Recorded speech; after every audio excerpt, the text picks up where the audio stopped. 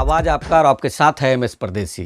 आप समझते हैं कि सिर्फ झूठ बोलना गुनाह है, सिर्फ बदनजरी गुनाह है, सिर्फ जिना और चोरी गुनाह है, और आप ये नहीं जानते कि कुरान को न समझने की कोशिश करना या समझने की कोशिश न करना ये इन सारे गुनाहों से बड़ा गुनाह है।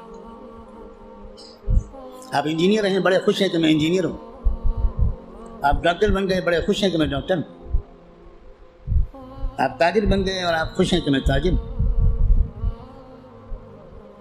और आपको इस कमी का एहसास तक नहीं है कि मैं कितना बड़ा महरूम इंसान हूँ कि मैं अल्लाह के कलाम को जो सिर्फ मेरे लिए आया था वो मैं समझने की कोई कोशिश ही नहीं की। मैंने मुसलमानों की अक्सरियत, गालिब अक्सरियत, वो जो 5 वक्त की नमाज पढ़ते हैं वो भी, जो रोज़ा रखते हैं वो भी, जो अपने को दीनदार समझते हैं वो भी,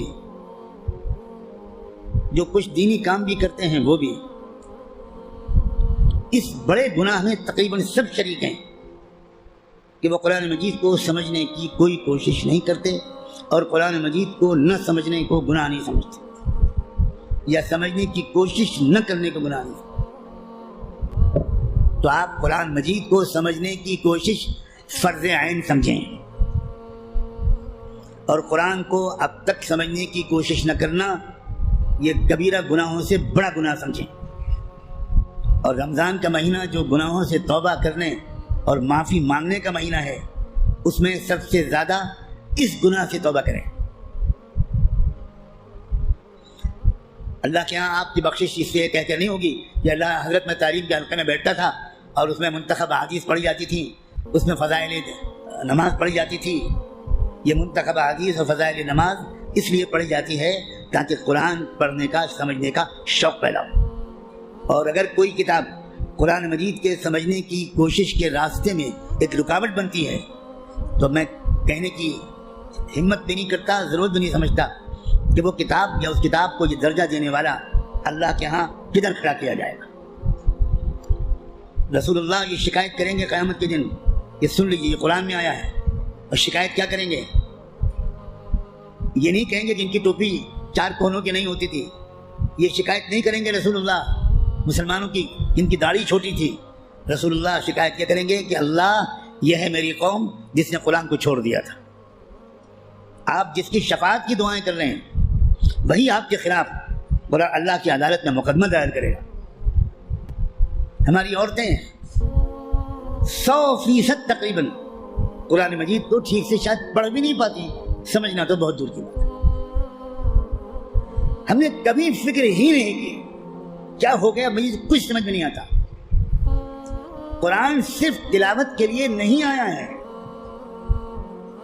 अव्वल तो कितने लोग साल भर तिलावत करते हैं वो आप खुद जानते हैं, लेकिन मैं कहता हूं अगर आप साल के रोजाना तिलावत भी करते हैं तो एक बहुत नेक काम आप जरूर करते हैं, लेकिन कुरान का हक सिर्फ तिलावत से अदा नहीं होगा।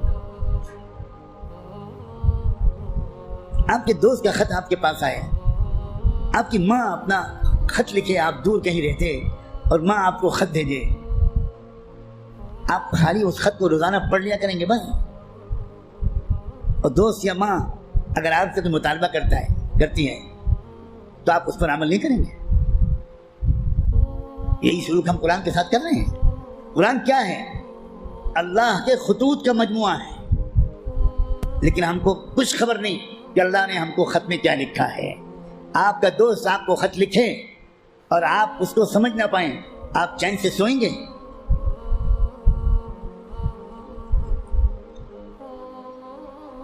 किसी कंपनी का इश्तिहार आपने देखा, आपने उसको अपनी दरखास्त भेजी, वहां से जवाब आया, जवाब ऐसी जबान में है जो आप नहीं जानते।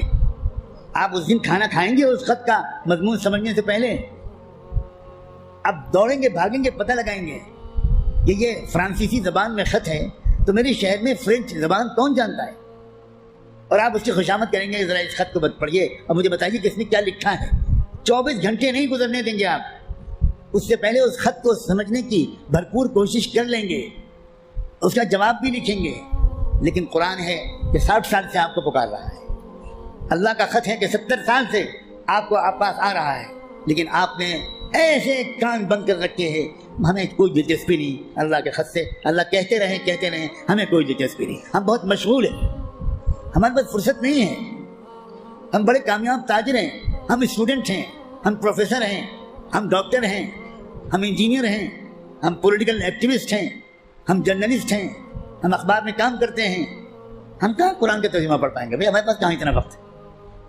بھگتنے کا ہر وہ انسان، ہر وہ مرد اور عورت جو قرآن مجید کو سمجھنے کی کوئی کوشش نہیں کرتا اور قرآن کے مطابق اپنے آپ کو ڈھالنے کی کوئی سیریس کوشش نہیں کرتا، خون کے آنسو روئے گا وہ شخص، خون کے آنسو روئے گا۔ ایسا شخص تو جب قرآن کی تلاوت کرتا ہے تو قرآن اس پر لعنت بھیجتا رہتا ہے۔ اب غور تو کریں، رب قارئ للقرآن والقرآن یلعنہ، یہ میرے باپ کی اور پیر کی کہی ہوئی بات نہیں ہے، یہ بات صادق و مصدوق رحمت دو عالم صلی اللہ علیہ وآلہ وسلم نے کہی کہ قرآن بہت سے لوگ پڑھتے ہوتے ہیں اور پڑھنے کے درمیان قرآن اس پر لعنت بھیجتا ہے، اے اللہ یہ مجھ پر یہ پڑھ رہا ہے، اس پر لعنت۔ اب قرآن کی لعنت پر اللہ تعالیٰ قبول نہیں کریں گے؟ جو توہین قرآن کی ہم نے کی ہے، جو بے عزتی قرآن کی ہم نے کی ہے، اس کے حساب سے ابھی مسلمانوں کی اتنی پٹائی نہیں ہوئی جتنی ہونی چاہیے۔ آپ اتنی پٹائی پر پریشان ہیں، ابھی تو شروع ہوئی ہے پٹائی، پھر دیکھیے گا آئندہ کیا ہوگا۔